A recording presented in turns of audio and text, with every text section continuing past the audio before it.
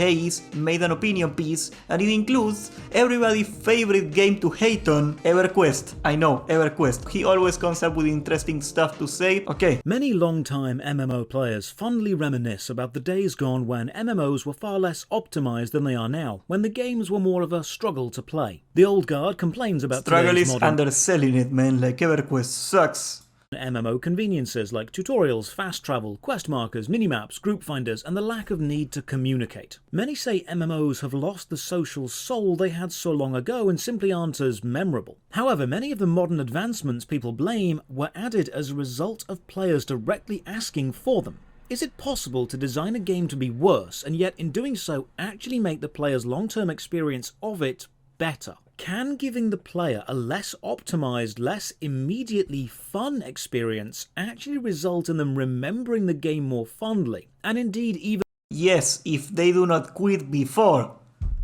Big caveat. recommending it to players precisely because of the fact it is less optimized? The Wait, answer this is both Guild Wars yes 1, right? and no. It's a paradox of adversity within game design, and it's one of the main reasons this is modern Guild Wars MMOs 2. feel the Oh way yeah, they he's do. doing like a It's comparison also what shot. Blizzard was trying to get at when they said, you think you do, but you don't. You So let's don't discuss think the you actual do, you psychology do behind that. it. As usual, a massive He thank you said. to all the supporters on Patreon and Twitch who keep the channel going. More information on how you can support at the end. For now, let's begin. Ladies and gentlemen, welcome. I'm Josh Strife Hayes. I've been making videos about MMORPG design for years, and one thing that I hear repeatedly from both old players who played the game back in the day and new players who are just discovering them is that older MMOs were better. Now, better is a very subjective word. It's hard to define. Giga Chad, yeah, man, like this guy is handsome as all hell, and you know, I need like a tiny bit of that testosterone. Look at this guy. It's different for everyone. But with so many old games still online, like the original Everquest, or classic versions of modern games being released, like World of Warcraft Classic or old school RuneScape, there must be some element of design, some choice, beyond just nostalgia, some reason people keep going back to older designed games. Over the years, I've tried to make videos explaining MMO design, breaking down design elements, comparing choices. I've covered the idea of the meta, the chosen one narrative trope, fast travel, endgame, abundance of MMOs themselves, microtransactions, graphics, level scaling, but now I think I've managed to distill it down to the simplest, most base reason. I'm going to call it the paradox of adversity within game design. It's not the catchiest title, I know, but it explains why making something better for the player in the short term can sometimes remove its ability to have a long-term impact. It's all Okay, I am not a gambling man.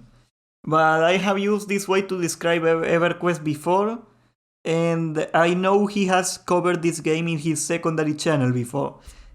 How much can I bet you that he's gonna make an analogy with Silent Hill 1? Like he's gonna say that Silent Hill 1 was like a survival horror and terrifying, and that makes it more memorable.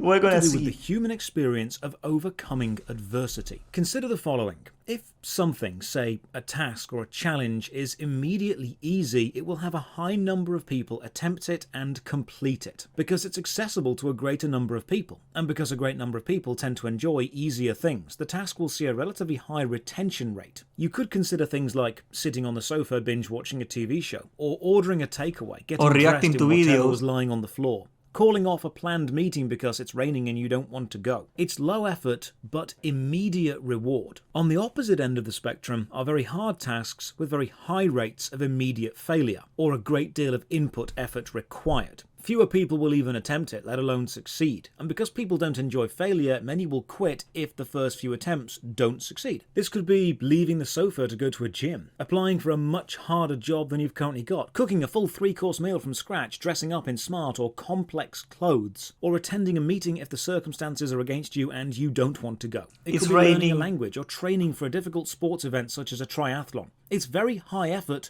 with a very delayed reward. The paradox is the immediate reward for the low effort input is never as high or as satisfying as the delayed reward for the high input process. The intensity of the reward and the long-term value of it is directly related to the complexity and difficulty to achieve the process. Put simply, if something is easy to do, you'll feel good in the process but not care about the reward in the long term. You likely won't even create a memory of either the process Oh my god, this or is the reward brilliant that because he's showing Diablo gameplay, or this is part of the Exile, I don't know, it doesn't matter. But like, this is exactly what he's talking about. It feels good in the moment, but it doesn't like get in. I played Path of the Exile for like a month. I cannot even know how, I do not even remember, and this is why I'm doubtful. I do not even remember how Path of the Exile looks like. Okay, it is Path of the Exile, okay. I thought it was Diablo for like the longest time here. I do not even remember how the game looks like. I'm not talking about mechanics. I'm not talking about the classes, what happened in the game. I do not remember how the game looked like. Why? Because all you do is click, click, click, click, dopamine, item dropping. Like, it feels good at the moment until you realize you're just wasting your time and you move on. But there isn't any challenge, there isn't anything interesting in it, and you'll never remember what happened in it. That I guarantee you this is no accident that he put Path of the Exile on the footage. because it's nothing special. But if something is difficult to do, you'll likely dislike the process of doing it, but then the long-term reward of having done it will have more intrinsic value to you, and the memory you create will be much more intense. This is human nature. We want the easy and immediate, but we place much more long-term value. Okay, I disagree with this somewhat. I don't think necessarily because you make something challenging, it automatically makes it bad, hard, unlikable to do, okay? Like, let me make an example right quick. Dark Souls has a lot of very difficult encounters. It doesn't make it boring, quite the contrary. Okay, I don't think you can, just because you're making something harder, that doesn't mean it excuses you to make something boring or bad design. Okay? On the completion of difficulty. Nobody wants to struggle, but everyone wants the feeling and satisfaction earned from struggling and succeeding. We don't quest, enjoy the sucks. process of overcoming adversity. I never got past the first quest from it. Indeed, the moment. Oh, guys, the video hasn't come out about this yet. I tested Modern Everquest. This is the first quest of Modern Everquest. I was 2 hours playing that game, 2 hours of footage. I did not make it past the tutorial. Yeah. Oh my god. Of unplanned struggle often becomes some of our fondest memories. It's very important to understand that the word struggle in this context is not life-changing trauma. It's not extremely negative experiences that you wish you could remove.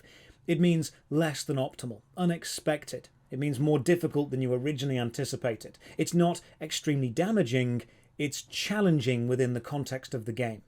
If you go camping with your friends and everything is absolutely fine, you'll likely have an okay trip, but if on the second night it begins to absolutely pour with rain and you discover there's a rip in the tent, you will likely hate it in the moment. Oh yeah, and then you're like hugging your friends very tight to keep warm, and you know, like your mouths get a little cold, so you know, your best friend of 7 years that you went to high school with, you gotta like kiss to like restrain the heat in your mouth, you know, so you don't freeze to death. Oh, I've been there in the like camping before, yeah, you know, like it's very scary, you know, yeah. Oh yeah, it happens all the time. I agree, man, I agree. But look back on it fondly, laughing with the very group fondly, as you all very reminisce fondly. I on the look back on struggle it. You overcame. It's often the moments of struggle that we look back on and smile about. We defeated the enemy and we see value in that. If you ask older MMO players some of their best memories, they'll often tell you about all the adversity they overcame, standing selling items in the Everquest tunnel or the Falador Bank, completing quests without guides, phoning friends in real life to organise a raid.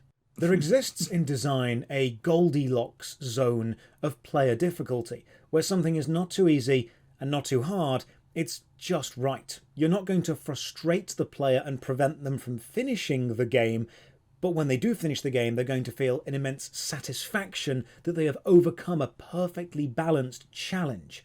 So how does this all relate back to MMORPGs? Well, remember when Blizzard told you think you do, but you don't? And by the way, you don't want to do that either. You think you do, but you don't. Remember when you had to the face sells it for me. Look at this need a tank during the Burning Crusade days? You don't remember that because now you just push a button that says go to the dungeon. You don't want to do that. Here's what they actually meant. It's two elements of human psychology combining. The abundance of choice, meaning we don't stick at one thing when it gets challenging and can easily switch, and the value we gain from overcoming a challenge. Many years ago, there weren't as many MMOs, so you have a relatively... It's very important what he's saying about the abundance of choice, because he's saying that competing MMOs are going to make it easier or what, but it doesn't matter. What I think is important to take away from this is what happens when you make a change that is bad, but it makes the game easier, so it becomes impossible to take away. Let me make you one big ass example right here. Flying. Flying is terrible for the game. Flying is bad for game design. It makes the MMO dead in WoW, okay? It makes it awful. Flying is an awful change.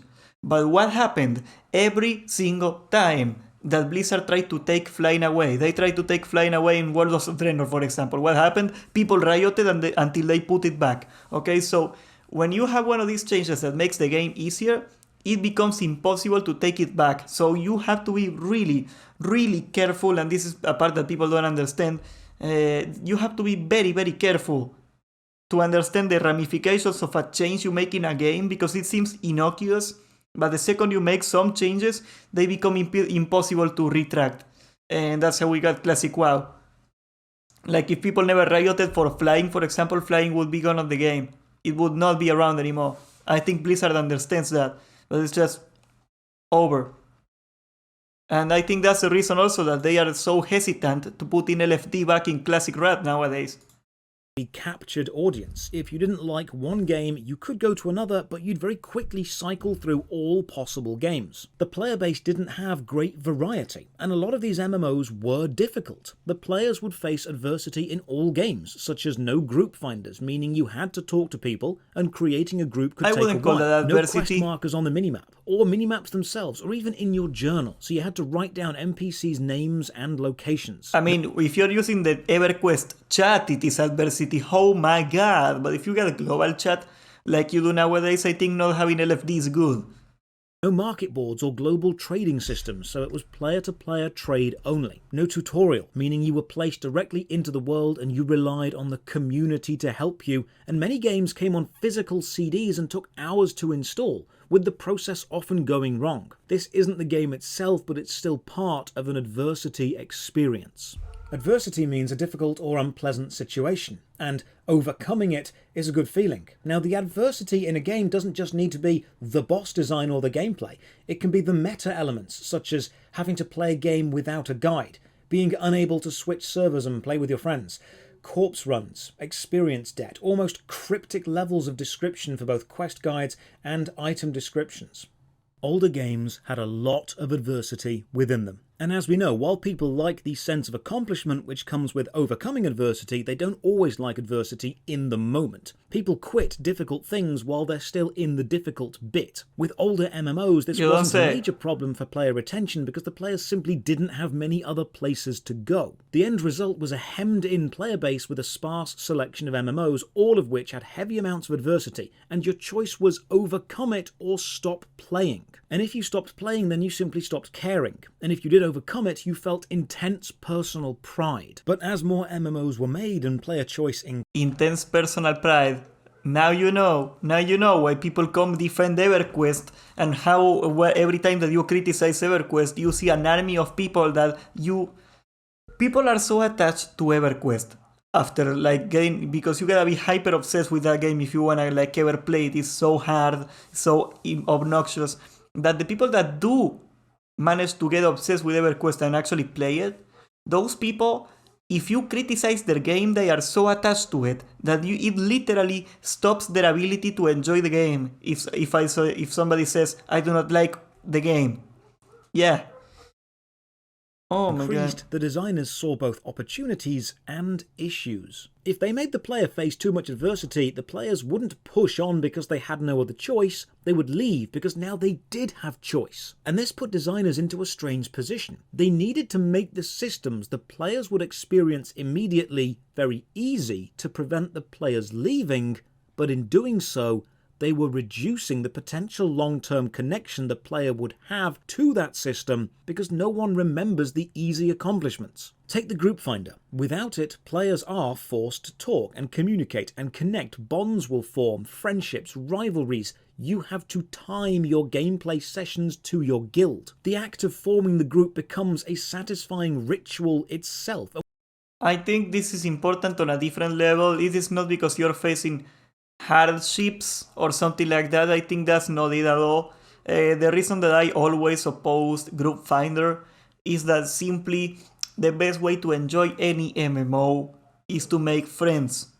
And if the most efficient way to get anywhere in an MMO is to make friends, that is good design. If you enable and encourage people from making friends, because making friends is your best strategy at success in a game, which is what pre-Raid Finder World of Warcraft was, for example, pre-Group Finder, I think that makes it fun because you're making friends, you're hanging out. I don't think it makes it fun because you're in hardship, because you're struggling. That's not why I say that. It's because of the side effect of that. Just making something hard for the sake of making it hard, that is not good design. I do not agree with this at all. And when the group is formed, it will likely stick together because the process of forming another is difficult. The process of forming the group is the adversity, and the feeling of having formed one is now substantial. But then the group finder comes in to remove the adversity of forming the group, and in doing so also removes the feeling of reward of forming it. That is true also, and this is another problem from the group finder, and again, has nothing to do with difficulty. But it must suck, okay? It must suck to be a new player in WoW right now. Because back in the day, right? Back in Vanilla, back in TVC, you were a new player. You got to level 70, 60, you got to max level, and you were starting dungeons. And you were not a good player because you were new. And you join a dungeon, and you do something wrong, you pull a mob, you mess up your healing, you lose aggro and you're the tank, something happens, you do something wrong, you wipe the group. Back in the day, because it took you 20-30 minutes to set up the group and go to the dungeon, people would be like, oh man, wait, you did this wrong, you gotta do this and that, and like people in your group would actually like teach you how to play. Like this is how most new players back in the day learned how to play. What happens today in the dungeon finder is that if you're a bad player, a new player, and you go into a dungeon, you do something wrong, you wipe the group, you don't get people telling you, hey buddy, you gotta do this and that. No. People leave the group because you just press a button and get on another group. Why would you stay? So every time there's hardship in a dungeon finder group, people just quit and move on. And if you're a new player, that means you're never gonna become a good player because you're never gonna learn what you did wrong, what you were supposed to do. Because people are just gonna leave you or they are gonna vote kick you or whatever. And that's another big problem. And this is why you got people that have been playing this game for like 5 years and they never got to properly raid. They are stuck in LFD forever, in LFR forever. Because they never learned, they never had a reason to care how to be better at the game, so they never did. It is sad. It kills the growth of your game. Again, this is not because of the hardship. This is a side effect of this. But I am so mad at Dungeon Finder in general. Like, people are wanting it back on TV, on Rato the Lich King. Classic Candies. Moldo you can. No LFD in Rato the Lich King Classic. I don't care. If Vladimir from Poland wants to tell me I am wrong, good for him. I hope he lives a fulfilling life. positive for players with very little time, but negative for players who valued the process of making the group. The lack of quest markers on your minimap, or indeed the lack of a detailed map at all, or the lack of fast travel, means you now faced adversity of talking to every NPC, finding a quest, memorizing the world, learning the lay of the land, or becoming friends with a class who could teleport you around. The act of exploring and progressing was the Jerome, I see you there. For rat, looking for dungeons should be good. For non-rat dungeons, that's not true. That is also very bad. Because put yourself in the shoes of somebody that started playing 6 months into the cycle of rat. Maybe you're doing Ulduar. Maybe you're in like the Ulduar patch and you started playing. It is very hard, especially in rat, but in any expansion, it is very hard for you to be a fresh player and instantly start doing stuff with like experienced, well-geared players. So if you take away the social fabric at the early levels where you're leveling in dungeons, what happens is that you never make friends that are like similar to your level. And you're in like, this is how I met a lot of friends actually. Like you're leveling and you meet people because you're talking to people constantly. And those people become your friends, and like a month down the line you're both max level and you're farming the same places at the same time because you're in the same spot of the gear farming process. And yeah, no, I think LFD is bad, period. For every moment in your game cycle, I think it is still bad. It should have never been put in the game, I don't care. The adversity. That was the challenge. It wasn't easy, but for those who could do it, it was fulfilling. Then the minimaps, teleport spells, fast travel, and icons and quest helpers and auto run came along because players were leaving the game before even finding the quests due to the difficulty of the process. And it had to be made easier to increase player retention, or the players would leave for a game which was doing it. Again, in doing so, you are removing the adversity of learning the land at the expense of the player's long-term connection to the land. Most players simply don't have a very long attention span, or a great deal of patience to deal with failure or time-consuming systems, so game designers needed to remove any and all roadblocks to failure, and this became a double-edged sword because they were now taking the process of adversity and resulting satisfaction and replacing it with a mundane, easy process and no emotional reward. Okay, we're gonna leave it on this beautiful shot of this very handsome man. I got a counter offer for Joshi, Strife Hayes. Okay, you start with little hardship and you slowly and very carefully implement hardship into the gameplay. What's wrong with Everquest? It is not necessarily, even though it is not necessarily that the game is too hard. The problem with Everquest is that the game is as hard when you are a new player as when you are a veteran player that knows how to play the game. So it never gets better. What you should do is what every other game does, by the way. Let's start with something. How about we do not put level 10 elites that can one-shot you in the tutorial area? Why do you need that in there? Okay? And let's make it so... And I do not see any value on like having you to learn yourself personally how to play the game. That is just silly. You can disagree with it if you want. I don't know. I would put tutorials, proper tutorials in the game and teaching people how to play.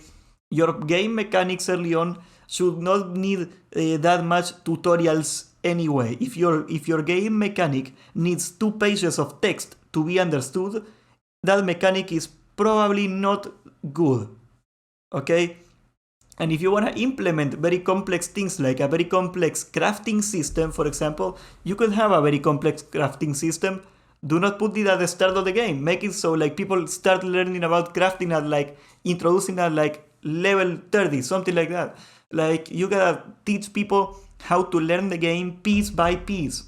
Okay, level 1 they go in, you teach them how to move and how to combat mobs, and then they grind for a few levels, and then you teach them, I don't know, how to use spells, and then you teach them like in 10 levels how to craft a maze. You don't teach them all at once. In EverQuest, you are thrown all at once, and you gotta figure it out for yourself somehow, that there's skeletons in there that can one-shot you for no reason, and it is somehow your fault. I don't know, I do not buy it, Joshi. I do not buy it, Joshi Strife Hayes.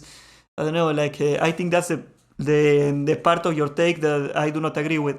This paradox of adversity can be applied to lots of MMORPG design elements. There used to be fewer MMOs, so players had less choice, meaning you could make your game more difficult. You could add in more adversity, whether that's the difficulty of the enemies, the quests, or even understanding the systems the game is made up of. Also, another thing I don't agree with, he's saying that because the games didn't have any competition, you could get away with bad design. In a certain sense, it is true, but no, it is not true, because MMOs were very, very, very niche, very small until World of Warcraft came out. Everquest peaked at 500,000 subscribers at its happiest moment. Okay, that was the peak of Everquest. World of Warcraft peaked at like what? 50 million? Something like that. Is crazy. Okay, it's not even comparable. It's like a different galaxy. So yeah, I do not buy it. Like, they were niche and small for a reason. Very few people had the dedication and interest to even play them. And that's it. It doesn't have anything to do that the market is saturated now or anything like that. The market is bigger than it ever was. So there's clearly something more than competition incentivizing good design in a game. Players would have to conquer them and so be given the reward for conquering them. Ironically now, if something is too difficult, players will leave and go to another MMO because there is so much choice. It is incredibly ironic that the design which sets up satisfaction, adversity, is also the design which drives players away.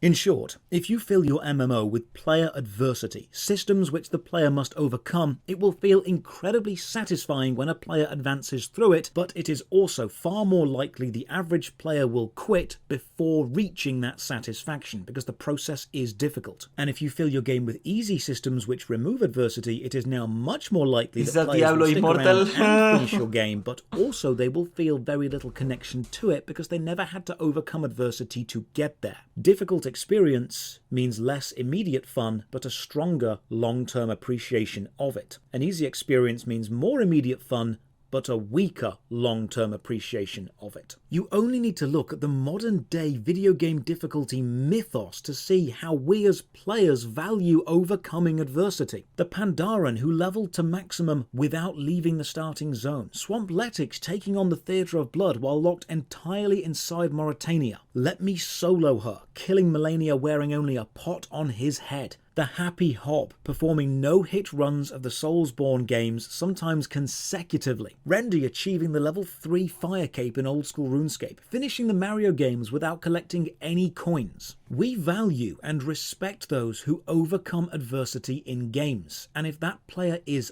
us, we end up valuing and respecting ourselves. So the reason many players have fond memories of older MMOs and will tell new players that older games are better is because they contained a lot more adversity and playing them demanded you overcome it, giving...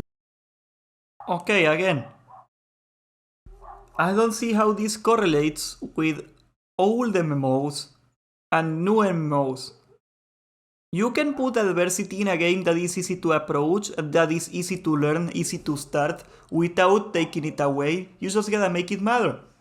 One example right now, League of Legends. Okay, League of Legends, you can download that game, you can play it right now, you can pick it up and learn how to play it in like 40 minutes. It is not a complex game to start. But if you hit level challenger with that thing, if you get to a high ranking in League of Legends, people care. You get legit pussy from playing League of Legends if you get... I'm kidding, you don't. Trust me, you don't. But like, people really care if you get to a high rating in League of Legends. There's a lot of hardship in it. But at the start, when you're learning it, the design is good. It is easy to learn. It is an easy game to try out. I think he's missing out on a point here. Do not make hardship justify bad design. You as a player that deep sense of satisfaction which comes with doing that. They may not be fun in the moment, but they are infinitely more satisfying to look back on. Modern day MMORPGs have removed as much adversity as they can because that improves the early to mid-game experience.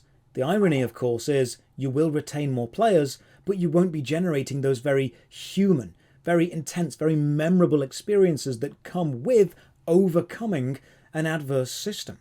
It's why killing a boss after 100 attempts feels better than killing the boss after 1 attempt. You have achieved something difficult. The irony, of course, is that most players won't stick around for 100 attempts. they will declare it too difficult and move on to a different game. Many players ask for easy routes to be added because they focus on the gameplay experience of right now more than the long-term experience and satisfaction gained by conquering a challenge. The skill in games design is to find that Goldilocks zone, where a game is challenging and rewarding while not being frustrating to the point of making a player quit. Older MMOs had much less competition. Players couldn't just leave for another game at a moment's notice, and even if they did, it would be just as difficult. So that Goldilocks zone was much broader for older MMOs. When Blizzard said, "you think you do but you don't," what they meant was they believed a modern-day MMO player base would quit classic WoW due to the adversity in the game's design, the lack of group finder and the lack of quest giver's location on the minimap, before they were able to reach the satisfying level of WoW Classic and value the experience that overcoming the adversity gave them. Modern Blizzard design seems to be remove all adversity at the He's giving Blizzard too much credit. They didn't mean that at all.